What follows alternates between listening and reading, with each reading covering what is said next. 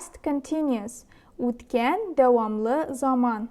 Ismindən аңлашылганча, демәк, o'tganda davom etgan ishlar турында сүз бара.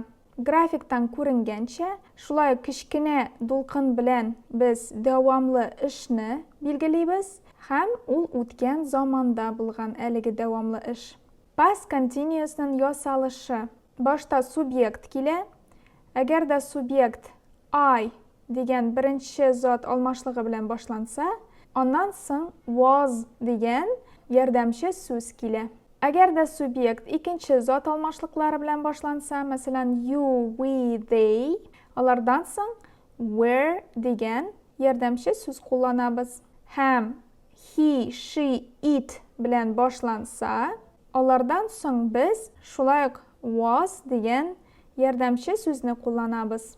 Аннары безнең төп фигыль килә һәм төп фигылебезгә ing кушымчасы ялгана.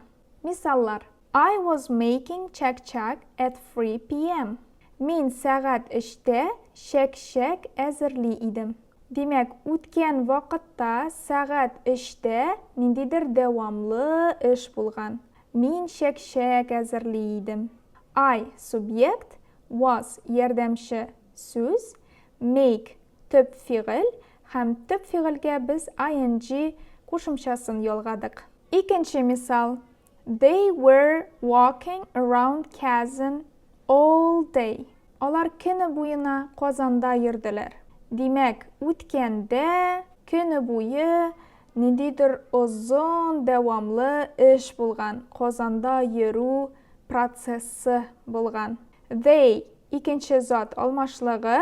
Икенче зат алмашлыгыннан соң без were дигән ярдәмче сүз кулланабыз. Шуннан соң төп фигыль walk йөрергә һәм шушы төп фигыльгә ing кушымчасы өстәлә.